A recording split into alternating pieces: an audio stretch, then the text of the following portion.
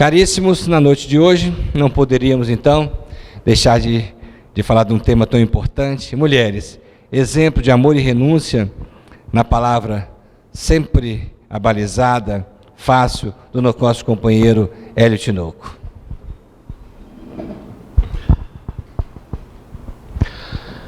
Boa noite, meus companheiros e minhas companheiras. Que a paz de Jesus possa permanecer em nossos corações e que essa terça-feira seja para cada um de nós esses momentos aqui muito especiais e a gente consiga absorver toda a informação do Evangelho do Cristo, Rede Vivo, pelo Espiritismo, e que a gente consiga sair daqui renovados no desejo de fazer o bem, de aprender a amar e de exercitar efetivamente o amor através da caridade. O tema proposto para essa noite: mulheres, exemplo de amor e renúncia, e a nossa prece é que a espiritualidade amiga que coordena essa reunião, a equipe do Irmão Tomé, possa se utilizar de mim para que consigamos aqui então travar um diálogo, uma fala que seja do mais profundo dos nossos corações, que todos nós possamos ouvir e entender com a mente aberta e com o coração aberto. Mulheres, exemplo de amor e renúncia. Antes de entrar no tema, eu queria propor uma reflexão, lembrar aquele episódio, aquele dia em que Jesus ministrava nas areias de Cafarnaum. Em determinado momento, no meio da tarde, ele resolve entrar num barco, levando seus discípulos, e dali fazer uma viagem até a cidade de Decápolis, até Gadara, nas Decápolis. A viagem duraria talvez 2 ou 3 horas, numa embarcação simples. O cenário era o chamado Mar do Tiberíades, também conhecido como Mar de Cesareia, ou então Lago de Cesareia ou Galileia, enfim, tinha vários nomes de acordo com a cidade a que fosse referenciado. Mas Jesus encontra-se então cansado, vai até para Sacaria, para a região de transporte daquela embarcação, e adormece. Imagino que o transporte deveria ser trigo e algodão, e ele, por certo, deitaria-se em cima dos sacos de algodões, e aquilo suave, confortável, permite que o seu sono o embale. Mas no caminho, a embarcação é surpreendida por uma forte tempestade, muito forte, e todos começam a ter medo diante da tempestade. E os discípulos começam a perceber que é algo além do que eles esperavam. E no momento de desespero vão até a região da Sacaria e acordam Jesus. E dizem assim a Jesus: mestre, não te importa que morramos? E Jesus então sai do seu sono, vai até a proa da embarcação e, trabalhando uma energia que nós não conhecemos ainda, a energia de quinta dimensão, a quinta essenciada, que um dia, por certo, a trabalharemos, é uma das falas de Jesus que só o Espiritismo pode explicar, quando ele nos diz que faríamos as obras que ele fez e as faríamos ainda maiores. Ele, trabalhando essa energia, ele ergue suas mãos aos céus e faz com que os ventos se acalmem. E no mar faz imensa bonança. E de repente as pessoas que estão naquele barco, diante dessa cena, começam a pensar e a dizer muito baixo, mas esse comentário vem em voz alta e alguém diz: que homem é esse? Que homem é esse que até os ventos e os mares lhe obedecem? Mais tarde, após ter socorrido a embarcação e os discípulos, Jesus reuniria os seus apóstolos e lhes diria: onde está a vossa fé? Onde está a vossa fé? Queridos, vivemos talvez um momento de dificuldade no nosso mundo, no planeta, no país, dificuldade maior ainda no mundo íntimo, nos nossos corações, mas é preciso entender que Jesus está no comando dessa embarcação. E Ele nos socorrerá, mas inevitavelmente nos cobrará um posicionamento. Onde está a vossa fé? Talvez, se nós compreendermos hoje falar de mulher, essa homenagem ao Dia Internacional da Mulher, exemplos de amor e de renúncia, para compreendermos isso, para desenvolvermos esse raciocínio e entender o Evangelho de Jesus, que é a definição, que é o que mais precisamos compreender na nossa caminhada. como espíritos imortais, cristãos espíritas que somos. Mas compreender essas mulheres, é preciso primeiro compreender mulher. Interessante pensar na mulher como ser mulher. E aí a gente entende, faz aqui uma avaliação do termo, quando nós compreendemos que todos nós somos espíritos imortais, vivenciando uma experiência nova no envoltório físico. Por certo, todos nós já encarnamos homens ou mulher inúmeras vezes. E o ser mulher não é o ser estar, é o ser imortal. O ser que talvez nessa encarnação tenha vindo caracterizado no corpo feminino por necessidade de trabalhar valores que no envoltório físico nós às vezes não entendemos. Porque as mulheres são guerreiras, as mulheres são capazes de executar várias atividades ao mesmo tempo. Pede para um homem fazer isso. Inevitavelmente vamos derrubar um copo, quebrar alguma coisa, ou não fazer nada bem feito.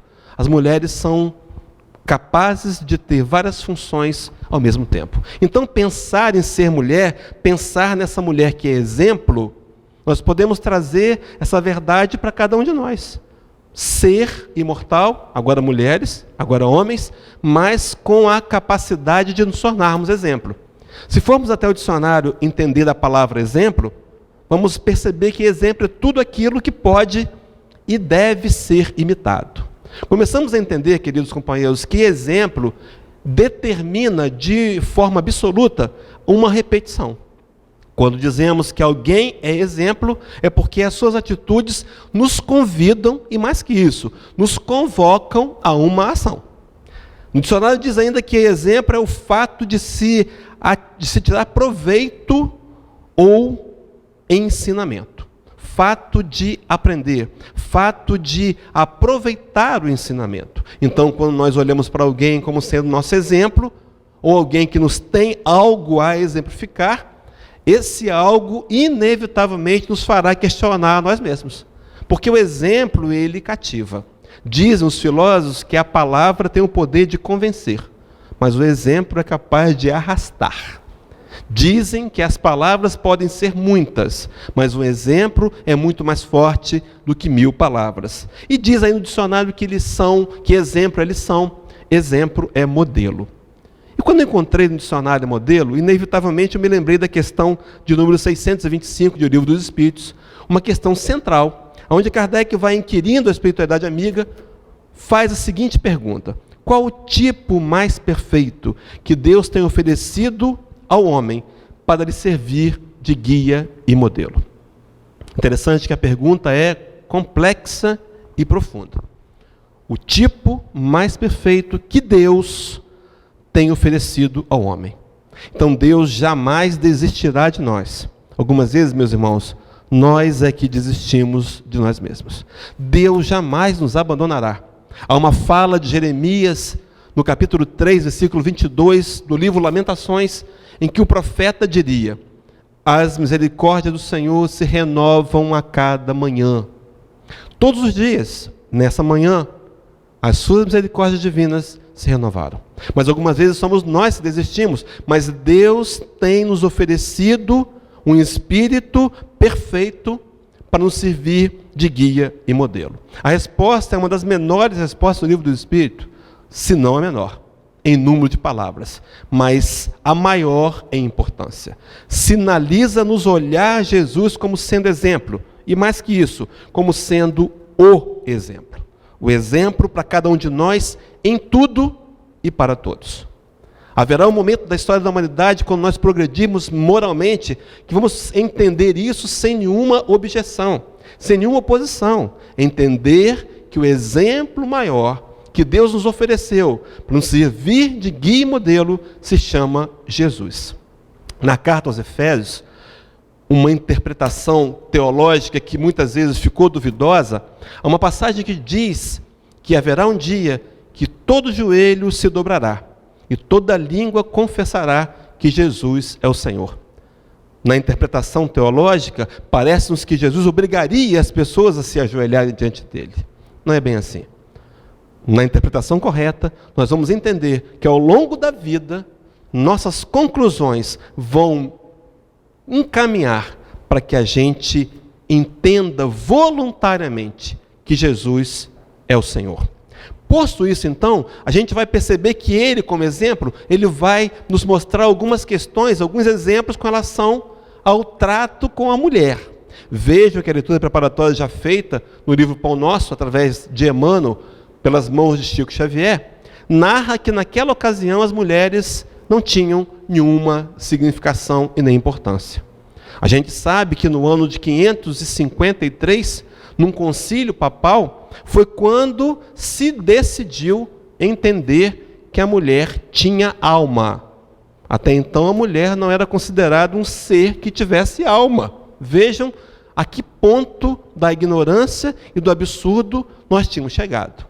Mas embora antes disso Jesus já deixa-nos o exemplo. E eu trouxe 3 passagens introdutórias rapidamente para chegarmos ao tema central. Primeiro, um registro de Mateus, capítulo 9, versículo 18 a 26, que trata do episódio da mulher hemorraíça. Lembra dessa passagem? Jesus ia em direção à casa de um centurião, de um general, de um soldado romano, de um representante da guarda romana, para curar, para tratar da sua filha, que aparentemente tinha morrido.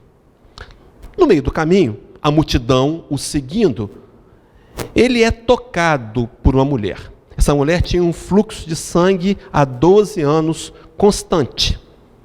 Era uma mulher tida como impura. Naquela época, as mulheres, quando menstruavam, elas não podiam tocar em ninguém e não podiam ser tocadas. Elas eram impuras. E essa mulher já tinha 12 anos. E diz a história que tinha gastado todo o seu dinheiro, todos os seus recursos e não havia encontrado solução. Ao saber que Jesus passaria por ali, num ato de humildade, ela se rasteja e toca na orla, na barra do vestido de Jesus. E é curada. E o Cristo pergunta: quem me tocou? E os discípulos, na ignorância, vão dizer: Senhor, você está cercado de tanta gente? Pergunta quem te tocou. Ela disse: mas alguém me tocou, porque de mim saiu virtude, saiu poder. E a mulher confessa que tocou, e ele diz para aquela mulher: mulher, a tua fé te salvou. Reconhecendo e dirigindo-se à mulher, dando a ela o seu devido valor. Um segundo exemplo, com relação à mulher, a questão da mulher adúltera, que está registrada por João no capítulo 8, versículos de 1 a 11 do seu evangelho. João narra que Jesus teria estava a conversar com seus discípulos e, mais afastado um pouco depois dessa conversa, ele é procurado pelos fariseus, pelos doutores da lei, que procuravam testá-lo. E teriam trago uma mulher que teria sido pega em pleno ato de adultério. E a lei de Moisés dizia que ela deveria ser lapidada, apedrejada. E aqueles homens perguntam a Jesus: olha, a lei diz assim, e vós o que dizeis? Parecia que Jesus estava numa situação que não poderia encontrar uma saída. Mas o Cristo começa a escrever no chão, se abaixa, silencia, e aqueles homens insistem: Jesus, o que dizes? O que faremos com essa mulher? A lei manda apedrejar. E o Cristo começa a escrever. E diz para aqueles homens: aquele que dentre vós estiver sem pecado, atire a primeira pedra. Supõem os teólogos que o que ele escrevia na areia eram os erros, os pecados daqueles homens. A começar pelos mais velhos, com um nível de maturidade e consciência maior. E aqueles homens foram saindo. E de repente, sobrou naquele lugar somente a mulher adúltera e Jesus. E ele diz para aquela mulher: mulher, onde estão os teus acusadores? E ela diz: nenhum deles me condenou. E o próprio Cristo diz: então vai, nem eu te condeno. Vai e não peques mais, para que te não suceda coisa pior. Era uma atitude de dar valor, porque o Cristo, meus queridos, não olha para as pessoas. Algumas vezes nós não entendemos as falas de Jesus, porque não compreendemos esse princípio básico. Jesus não falava para pessoas, ele falava para espíritos imortais. Ele sabia que aquela mulher, num outro momento da história, da sua evolução, ela entenderia melhor as informações. Por isso, aquela mulher era um exemplo de fé e ele a reconheceu. Um terceiro exemplo, para a gente poder entrar então no tema central, a mulher samaritana. Também João capítulo 10, versículo de 1 a 30. Vale a pena ler esse texto pausadamente em casa, relaxando, para ouvir a maravilha desse diálogo. Nesse momento, Cristo chega numa caminhada e aí está à beira do poço de Jacó e uma mulher está pegando água. E ele se dirige àquela mulher. E a mulher era samaritana. Queridos, naquela época, um homem, uma mulher, não podia falar com um homem fora de casa, a não ser que fosse seu pai ou seu marido. E segundo, judeus e samaritanos não se falavam. Jesus quebra o paradigma. Ele se dirige à mulher, ele fala com ela e pede água. Ela se espanta. E há um diálogo. E naquele diálogo ele deixa uma frase extremamente profunda. Ele diz assim: mulher, se tu soubesse quem te pede água, tu lhe pediria, e ele te daria da água viva. Não falava da água do copo, a água material. Falava dessa sede, dessa água espiritual que mata a sede da alma, que algumas vezes, meus queridos, nós estamos tentando matar com a matéria, e não conseguimos. É preciso compreender a fala do profeta Davi, que certa vez disse que a alma tem sede de Deus, do Deus vivo. Era mais um episódio, Jesus valorizando a mulher. Então Jesus, o exemplo. Jesus, o exemplo para cada um de nós sempre. Ainda vivemos numa sociedade machista. Ainda vivemos. Se formos analisar os salários, por exemplo, nas mesmas funções, as mulheres ainda ganham menos que os homens. Embora algumas trabalhem mais e melhor que eles. Mas ainda é uma sociedade muito machista. Num processo de mudança, de conscientização.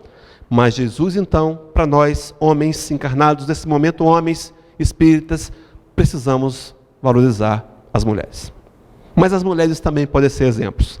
Elas também nos são exemplos. Quantas nos são exemplos? Nós vamos trabalhar aqui os exemplos, algumas delas, de exemplos de amor e de renúncia.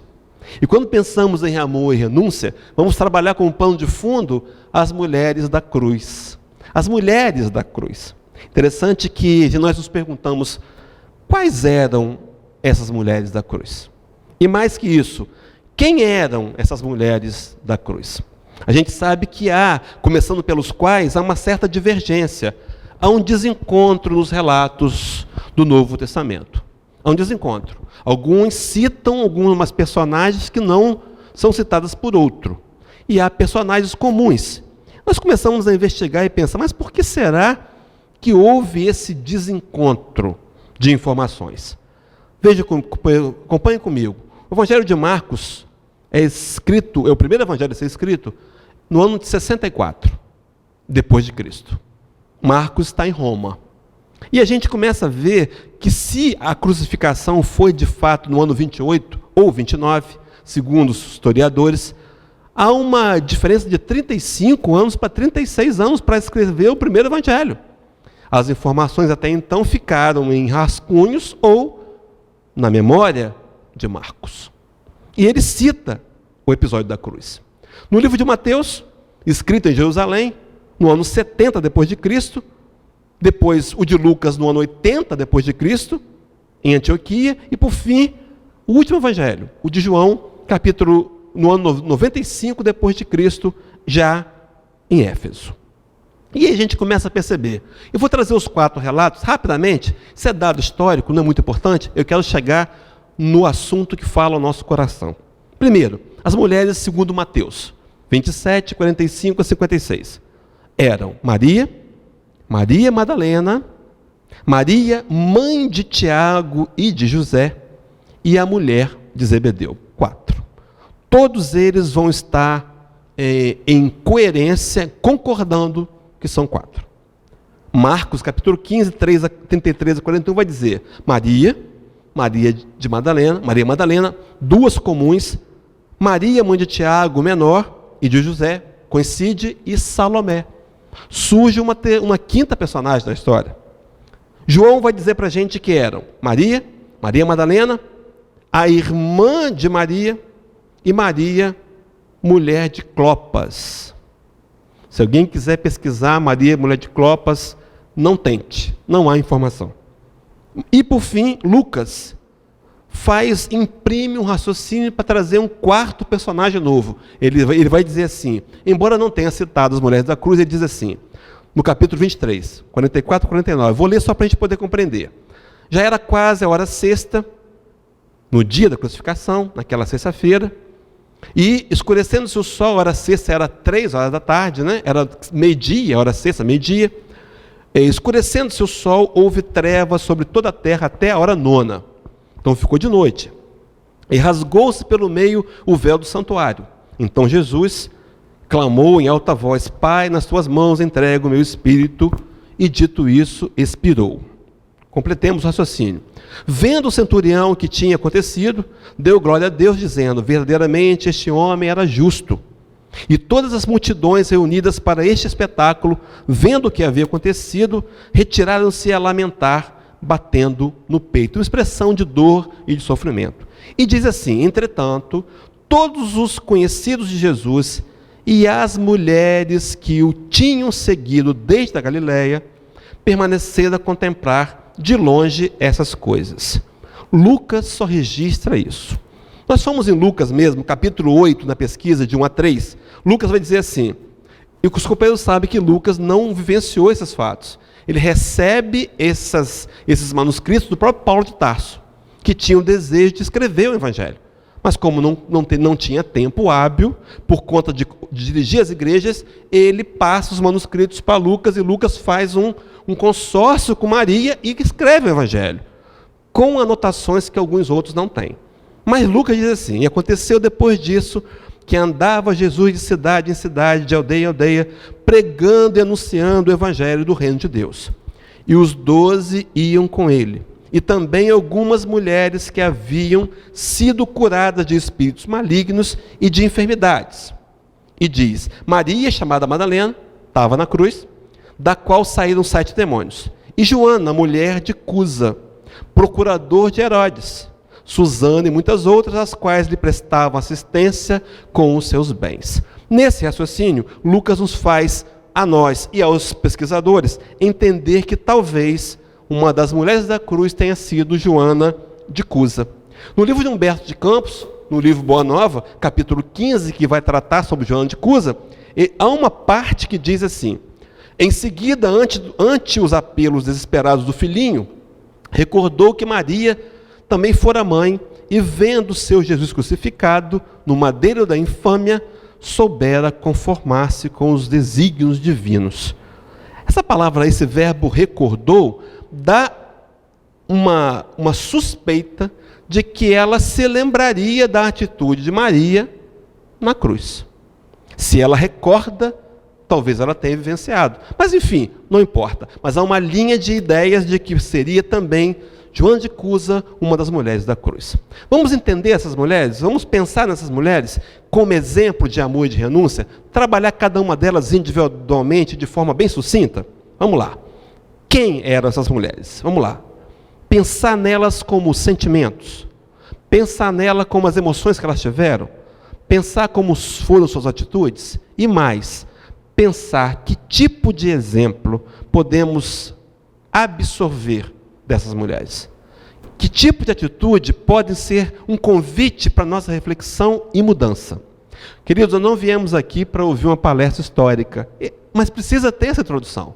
Viemos aqui para refletir sobre nós mesmos, nossa condição moral, nossas sombras, e procurar nos corrigir e nos melhorar. Essa é a proposta. Senão seria só angariar conhecimento. Não precisamos disso. Precisamos refletir sobre nós mesmos. O que preciso e o que eu posso fazer para me tornar alguém melhor e, quem sabe, fazer dessa encarnação algo mais vitorioso. Uma encarnação útil. Podemos seguir então esse raciocínio? Falar primeiro de Maria. Essa primeira Maria, mãe de Tiago e de José, que também é irmã de Maria de Nazaré por dedução. Os companheiros perceberam? Depois essa palestra está sendo filmada, quem quiser rever e anotar os textos, vai ficar mais fácil. Mas a Maria que se fala que ela é mãe de Tiago e de José, e é irmã de Maria de Nazaré. Portanto, citada por Mateus, Marcos e João, ela é tia de Jesus. Imaginemos, companheiros, o episódio da cruz. e agora tem uma tia, alguém que vivenciou com Maria e com o próprio Jesus. Imagina esse momento de sacrifício de Jesus. O sentimento que imperava no coração dessa Maria era a tristeza. Por certo, a tristeza. Mas mesmo diante da tristeza, essa mulher soube se colocar numa atitude de apoio e de consolação. Quantas vezes, companheiros, nós estamos diante da dor do nosso companheiro de jornada e nós talvez não percebamos a importância que tem a aproximação, o abraço, poucas palavras, ou talvez nenhuma delas, mas apenas estar juntos. Maria, tia de Jesus, soube fazer isso. Teria aprendido com o próprio Jesus? Teria aprendido com a própria Maria de Nazaré, nesse triângulo de informações que citamos agora há pouco, entre Paulo, Maria e Lucas? E aí é Paulo de Tarso, esse que passa os manuscritos para Lucas, no livro de Romanos, na carta que ele escreve aos Romanos, capítulo 12, versículo 15, ele vai dizer assim: alegrai-vos com os que se alegram e chorai com os que choram. Não sei quantos aqui tiveram a oportunidade de ler o livro Paulo Estevão. Paulo Estevão tem uma narrativa que vai nos revelar que o que Paulo escrevia era uma revelação do Cristo. Mas a vibração era tão alta que ele precisava de um intermediário entre ele e Jesus, que foi Estevão. Estevão, então, se fez intérprete de Jesus para que Paulo escrevesse as cartas. Dito isso, então, as cartas de Paulo são cartas do Cristo. Um processo de interpretação e dessa lógica de continuidade. E a fala e a informação é a mesma que Maria, tia de Jesus, teve. Alegrai-vos com aqueles que se alegram e chorai com os que choram. Um convite, meus irmãos, a participarmos das dores e das alegrias. Porque é muito fácil, às vezes, participar da dor. É desafiador participar da alegria. Tem uma passagem de Emmanuel, no livro Palavra de Vida Eterna, de Francisco Cândido Xavier, lição 92, vou só ler, porque o tempo não permite a gente se delongar, mas diz assim o texto: ajudar aos que se encontram em provações maiores que as nossas é caridade sublime. No entanto, é forçoso reconhecer que aconselhar paciência aos que choram, na posição de superiores tranquilos, é o mesmo que falar à margem de um problema sem estar dentro dele. Talvez fosse aqui Emmanuel nos convidando a repensar a nossa posição de tentar sentir a dor do outro, nos colocar no lugar do nosso companheiro de jornada. Algumas vezes nós cometemos a falha grave de sermos julgadores. Julgamos a dificuldade de um companheiro que passa por uma privação qualquer e ainda queremos explicá-la com acusações baseadas na lei de causa e efeito. Coloque-se no lugar do seu irmão de jornada. Há uma frase, já disse aqui, em outra oportunidade, que é extraída de uma prece dos índios Sionks, uma tribo de índia americana, onde eles dizem assim: ó grande Espírito, não permita nunca que eu julgue o meu irmão sem antes calçar os mocassins dele. Calça o sapato do seu irmão. A gente precisa fazer com que a nossa caridade, o socorro ao necessitado, seja permeado pelo amor. Não adianta só a gente oferecer. Se tivéssemos que escolher entre oferecer com amor e não oferecer, é melhor oferecer sem amor. Falei certo? Escolher entre oferecer sem amor e não oferecer, oferece sem amor. Mas o ideal seria oferecer amando, oferecer compreendendo. E aí Emmanuel continua dizendo: desejamos simplesmente afirmar que é mais fácil chorar com os que choram que alegrar-se alguém com os que se alegram. Porquanto ajudar com o pão e com a alegria que nos sobram é ato de que podemos realizar sem dificuldade, ao passo que sem qualquer ponta de inveja, de despeito, é preciso trazermos suficiente amor puro no coração.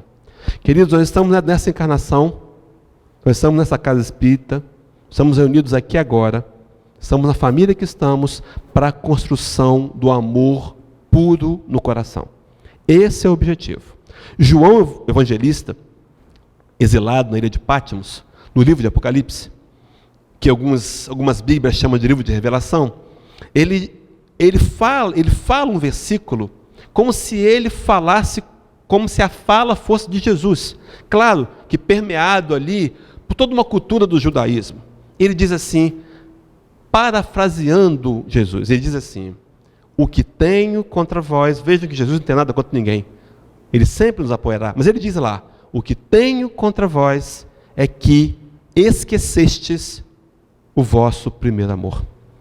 Queridos, quantas vezes nós esquecemos de que a essência da vida é buscar aprender a amar, que estamos reunidos aqui para aprender a amar, e aí em nome de melindres, em nome de aborrecimentos, em nome de questões pessoais, por detrás do egoísmo e orgulho, vaidade, as chagas da humanidade, a gente deixa de fazer o trabalho de doação e de caridade genuína, porque nos faltou no coração a construção do amor puro.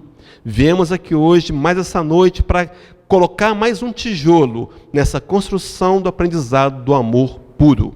E precisamos entender que somos partes importantes nessa construção de um novo mundo, que começa com a construção do reino de Deus dentro de nós mesmos. Romanos capítulo 12, então, versículo 20 e 21, para a gente poder concluir, essa primeira personagem vai dizer: portanto, se o teu inimigo tiver fome, dá ele de comer. É o inimigo. Se o inimigo tiver fome, não está errado não, dá ele de comer. Se tiver sede, dá ele de beber, porque fazendo isso amontoarás brasas de fogo sobre a sua cabeça. Não te deixes vencer do mal, mas vence o mal com o bem. Capítulo 12, Evangelho segundo o Espiritismo, o item inimigos desencarnados. Vai dizer lá para a gente, não basta não fazer o mal, é necessário fazer o bem. Então aquele discurso que a gente ouve de vez em quando, de algumas pessoas, até intelectuais, dizem assim, não, se eu não estiver atrapalhando, já está bom demais. Não é verdade. Precisamos nos render à informação da necessidade de fazer o bem o tempo todo. Aproveitar bem essa oportunidade. Então Maria, tia de Jesus, uma das mulheres da cruz, foi exemplo. Exemplo de amor e de renúncia. Amor e renúncia. Vamos ao segundo personagem das mulheres da cruz. Vamos pensar então em Maria Madalena, uma das seguidoras de Jesus. Talvez as mulheres tenha sido o maior exemplo de transformação moral. Uma das mulheres que marcou a história por conta daqueles 7 demônios que a influenciavam. Uma mulher que era uma cortesã, uma prostituta de elite, que atendia ao Império Romano, mas que tinha talvez os bolsos cheios de recursos financeiros e o coração vazio, necessitando, e de repente encontra com Jesus. E ao encontrá-lo, queridos, isso é muito forte, e ao encontrá-lo, tem a vida transformada. O nosso encontro com Jesus precisa nos transformar em alguém melhor. Se isso não está acontecendo, vou dizer para os companheiros que não é problema de Jesus. Pensemos que o problema deve ser em nós. Porque a nossa luta, o dia a dia, para vencer sombras, para a gente abrir mão do egoísmo, do orgulho, é difícil. Há uma fala de Jesus no capítulo 9, versículo 23, do Evangelho de Lucas, que ele diz assim, e dizia a todos, se alguém quer vir após mim, negue-se a si mesmo, ou renuncie-se a si mesmo, tome a cada dia a sua cruz e siga-me. Será que eu estou disposto, queridos, a renunciar a mim mesmo? Vamos pensar então em Maria de Madalena, esse personagem importante, que é registrado por Marcos, por Mateus, por Lucas e João. Os 4 evangelistas citam essa mulher. Não há dúvida então que ela esteve na cruz. A pecadora que ungiu os pés de Jesus, no registro de Lucas 7, versículo 36 a 50, aquele episódio em que ela, os companheiros quiserem ler em casa vai ser mais completo por causa do tempo, mas o encontro com o Cristo e ela se derrama em lágrimas. A emoção de ter encontrado uma direção para a sua vida. Maria de Magdala tem um capítulo inteiro, o capítulo 20 do livro Boa Nova, vale a pena ler, e há a narrativa de que depois que ela encontrou Jesus, ela abandonou a vida que tinha e começou a ser servidora, inicialmente seguindo Jesus, ajudando, participando, E por fim, após a crucificação, dedica-se a uma colônia de leprosos, aonde depois de receber o contágio da lepra, adoece, e na hora de morrer, moribunda, ela é recebida pelo próprio Jesus, que a acolhe. Então Maria de Madalena, nesse momento da cruz, com certeza, profunda tristeza. Junto com a tristeza, o sentimento era de incompreensão. Talvez ela não tenha entendido, como muitos dos discípulos não tenham entendido, como talvez algumas religiões hoje não tenham entendido, que Jesus é o intermediário, é o exemplo maior, e talvez ela esperasse, como aqueles homens, um guerreiro libertador de um mundo material. Meus irmãos, Jesus veio para fazer revolução, mas no nosso coração. Ele veio para implantar um reino novo dentro de mim. Eu permito ou não. Eu posso escolhê-lo ou não. Eu tenho livre-arbítrio. Mas então Maria Madalena, é exemplo de abnegação. Deixou tudo, abriu mão de tudo para seguir Jesus. É exemplo de dedicação no trabalho. Ela é exemplo de entrega. E, acima de tudo, exemplo de transformação moral. Às vezes nós dizemos assim: não dá para nessa encarnação fazer muita coisa. A gente quer, na verdade, justificar uma preguiça, uma procrastinação. Não, numa encarnação só não dá para isso. Será? Será que nós não vemos inúmeros exemplos que são capazes de nos afirmar que com o nosso esforço e dedicação podemos vencer as mazelas que tanto nos incomodam e mais, e que constroem em nós a infelicidade? Sim, podemos, mas será necessário encarar com seriedade o processo de reforma íntima. O convite a uma transformação moral, a nos tornarmos alguém melhor. Então Maria de Magdala, é exemplo. Maria de Magdala é exemplo de amor e de renúncia. Os companheiros percebem que por detrás dessas atitudes de dedicação, de entrega, de transformação, o impulso maior é o amor, que leva a uma renúncia, porque se nós não abrirmos mão de nós mesmos, vencendo dessa vez o império do egoísmo, nós vamos continuar repetindo os mesmos erros que cometemos em encarnações passadas. E sabe o que vai acontecer, companheiros? Deus nos dará uma nova chance, Ele sempre nos dará uma nova oportunidade, mas por que não aproveitá-la dessa vez? E encurtar a caminhada que muitas vezes nos traz sofrimento e até alguma dor. Então, entre as mulheres da cruz, já falamos de duas, vamos pensar na terceira. Maria de Nazaré, a mãe de Jesus. Talvez o maior exemplo de mulher que nós tenhamos tido na história da humanidade. Maria, então, registrada, reconhecida no Evangelho de Marcos, Mateus, Lucas e João. No livro Boa Nova, há um capítulo inteiro para ela, capítulo 30, com o título Maria. Humberto de Campos vai narrar que naquele momento da crucificação, o que Maria teve foi dor e angústia. A dor de ver o filho querido e amado sendo crucificado injustamente. Já pensou nessa dor, companheiros? Um filho que só fez o bem, só beneficiou a todos, e agora é julgado num julgamento ultra rápido, que dá inveja a qualquer fórum de qualquer país. Ele é preso na noite de quinta-feira e na manhã de sexta já estava condenado, já estava crucificado. Foi muito rápido, foi um instante. E de repente, Maria aos pés da cruz. Imaginemos a cena, sentindo uma profunda dor e uma angústia. No livro Boa Nova, Humberto de Campos narra o texto assim: junto da cruz, o vulto agoniado de Maria produziu dolorosa e indelével impressão. Com o pensamento ansioso e torturado, olhos fixos no madeiro das perfídias humanas, a ternura materna regredia ao passado com amarguradas recordações. Ali estava na hora extrema o filho bem amado. Lembrou-se da infância, lembrou-se dos episódios, lembrou-se de quanto bem esse homem tinha feito. E agora ela está diante da morte de Jesus, na cruz, no extremo do Cristo, do Filho bem-amado. E completa dizendo: que fizera Jesus, Maria se pergunta, por merecer tão amargas penas. Maria, diante disso, diante da cena, trabalha em si mesmo e traz um exemplo para a gente de aceitação.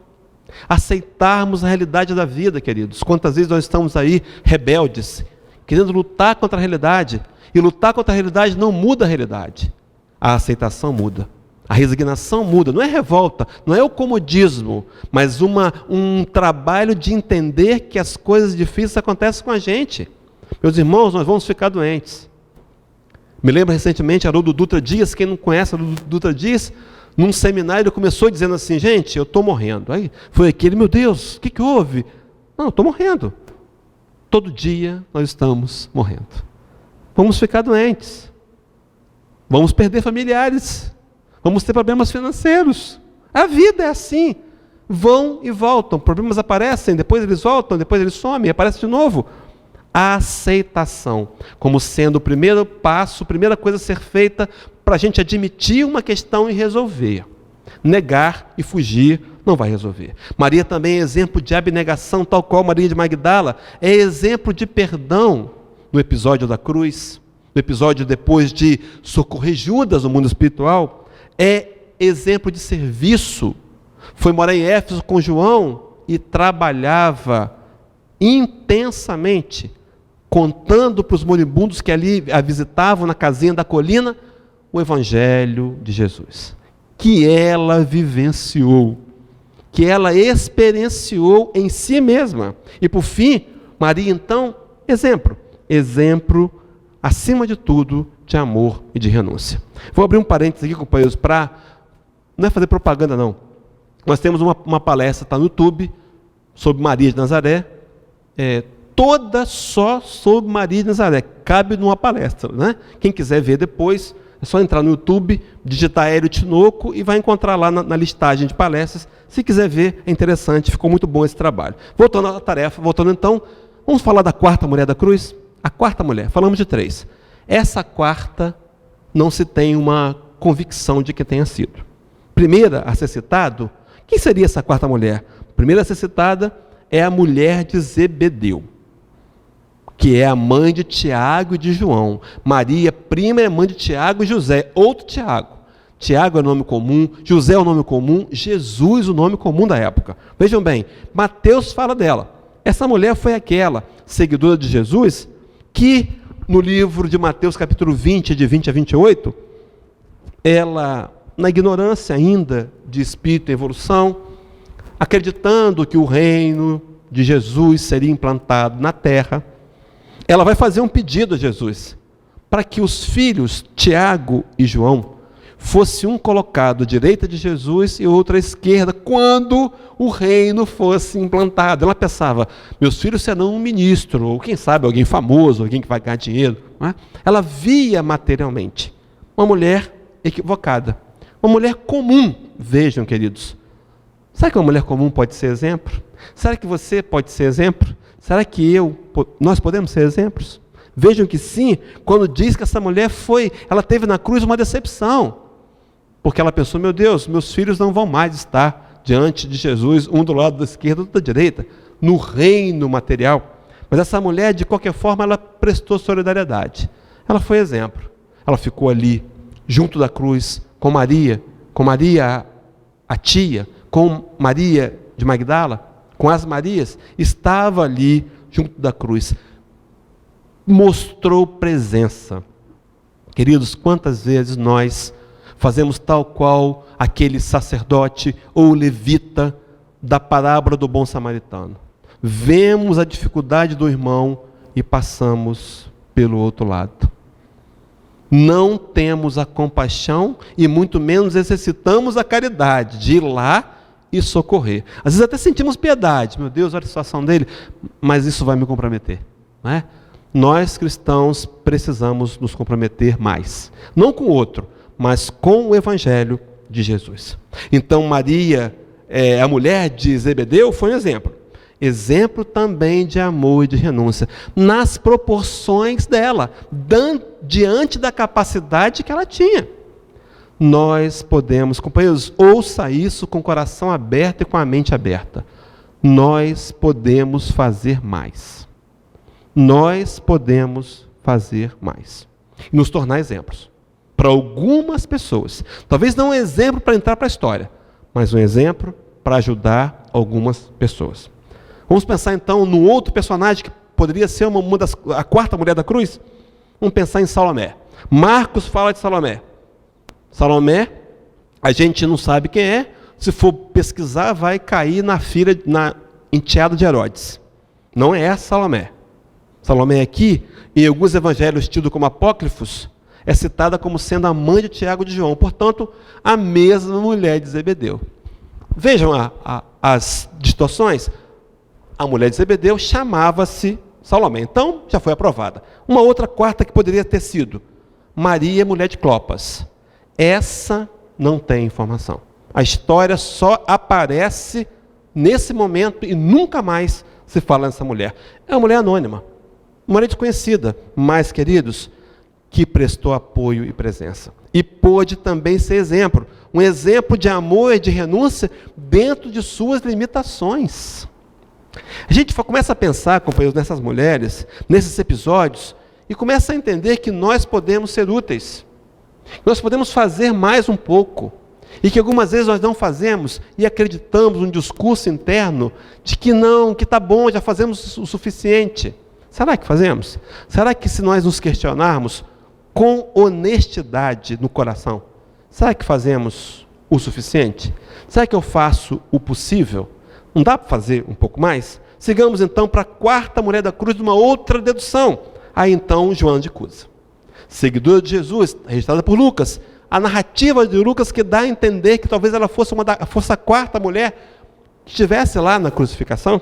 E aí então a gente vai ver a história dessa mulher narrada no capítulo 15 do livro Boa Nova.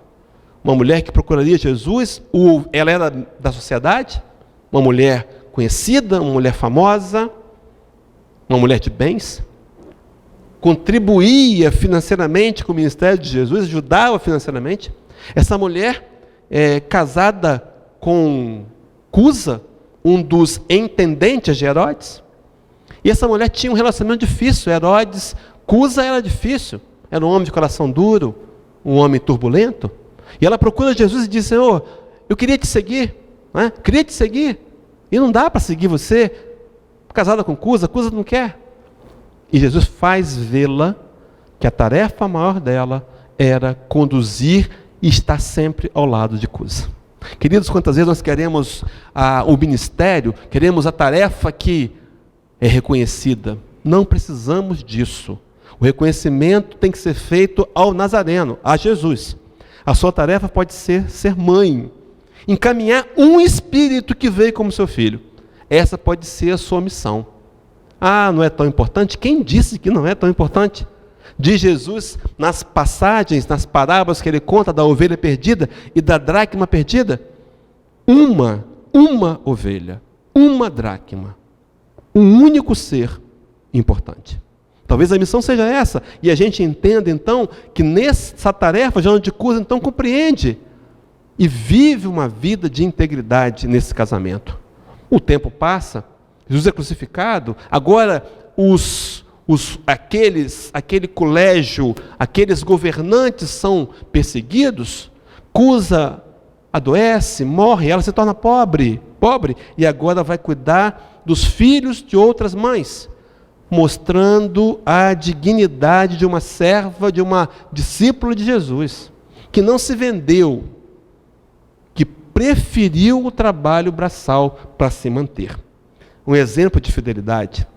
E aí chega naquela passagem que todo mundo conhece, no final do livro Boa Nova, amarrada ao tronco para ser queimada viva. E aí vem então os carrascos tentando dizer: abjuga, nega Jesus que você não vai ser queimada, nega Jesus. E ela não negava. E o filho, um filho que teria tido logo depois, uns anos antes, décadas antes, e esse filho começa: mamãe, nega Jesus, né? E ela manda ele se calar. E aí o soldado diz assim, lembrando, ela se lembrando da fala de Jesus, quando na conversa sobre Cusa, Jesus diz para ela: vai, filha, ser fiel. E aí nesse diálogo ela diz assim: Os algozes da Marte cercavam-lhe os de impropérios, a fogueira. O teu Cristo soube apenas ensinar-te a morrer? Perguntou um dos verdugos. A velha discípula, concentrando a sua capacidade de resistência, teve ainda forças para murmurar. Não apenas a morrer, mas também a vos amar. E completa dizendo, nesse instante, sentiu que a mão consoladora do Mestre lhe tocava suavemente os ombros. E lhe escutou a voz, carinhosa e inesquecível. Tem bom ânimo, Joana, eu estou aqui. Queridos, esse exemplo é muito forte. Assim como no barco, no mar do Tiberíades, Jesus não nos abandonará. Nós é que o abandonamos com uma fraqueza moral, alimentando as sombras que há em nós. É preciso vencermos a nós mesmos, transformar a luz, a sombra, em luz. Então, Maria Joana de Cusa é um exemplo de amor e de renúncia. E nós perguntaríamos, companheiros, sobre mulheres, exemplo de amor e de renúncia. Colocamos aqui a cena, essa cena da crucificação. E a vista que as mulheres tinham. Jesus morto. Seria o fim? Talvez alguns instantes aquelas mulheres pensaram, acabou. Mas será que é verdade? Seria o fim? Mas lá de cima da cruz a visão era outra. O Cristo as via. Queridos, Jesus nos vê e está atento às nossas dificuldades. Ele não, repetindo, de novo, outra vez, Ele não nos abandonará. Talvez aquele momento teria sido o início. E foi. Talvez aquele momento teria sido o recomeço. E no episódio da ressurreição, que nós conhecemos, está lá no livro de Mateus 28, de 1 a 10, o aparecimento das mulheres. Outros evangelistas, também nesse processo de contradição, dizem que só apareceu a Maria de Magdala. Não importa. O texto de Mateus diz assim, que naquele dia, naquele domingo de manhã, Maria de Madalena e outra Maria, não se sabe se é a tia ou se sabe se é uma das 4 mulheres, que nós não sabemos qual foi, mas elas vão até o sepulcro para colocar um perfume no corpo de Jesus e não o encontram. E de repente surge uma figura materializada que elas pensam que é o jardineiro e pergunta assim, por que buscais o vivo, o morto no mundo dos vivos? Não é? Jesus estava materializado, vivo, provando a continuidade da vida, a imortalidade da alma. E aquelas mulheres então vão até o colégio apostólico num profundo entusiasmo para contar para os apóstolos que Jesus tinha ressurgido. E aí, então, queridos, nós poderíamos ser essa 4ª mulher da cruz? Será que nós podemos ser uma mulher dessa? Nós estamos dispostos a amar e renunciar? Será que estamos dispostos a amar e renunciar? Porque amor sem renúncia não é amor. E estamos dispostos, queridos, a fazer sacrifícios? Os cravos foram sacrifícios. Esse foi um sacrifício. Quantas vezes nós achamos que pegar um carro, ir até uma cidade vizinha, fazer uma tarefa, ou então reunir os companheiros da casa, entrarmos no ônibus e fazer uma visita ao Hospital Pedro Fontes, ou então a uma entidade, a um lugar qualquer de mais carência material, achamos que é um sacrifício. Os cravos foram um sacrifício. Estamos dispostos a fazer sacrifício? Para terminar, ele nos disse, o próprio Jesus, Mateus 28, versículo 20, parte B, e eis que estou convosco todos os dias até a consumação dos séculos. Somos convidados, sim, à renúncia, ao sacrifício, à dedicação, ao trabalho, ao serviço, à presença, ao apoio, mas Ele não nos deixa sozinhos. O mar estava revolto, companheiros. Aquele barco parecia que ia afundar. Será que nossos dias têm sido parecidos um pouco com isso? Mas de repente, eis que surge um ser luminoso na proa da embarcação e trabalhando uma energia que a gente não sabe qual é ainda, acalma o mar. Que Jesus acalme nossos corações. Que Ele nos faça passar por essa turbulência temporária, esse momento de necessidade planetária, para que o mundo tome um novo rumo. Repense a economia, a forma de ganhar dinheiro, repense valores morais, para que esse planeta, quando, então, de mais avançado na regeneração, possa ser de justiça, de amor, fraternidade, solidariedade. E que nós sejamos os exemplos de amor e de renúncia. Muita paz.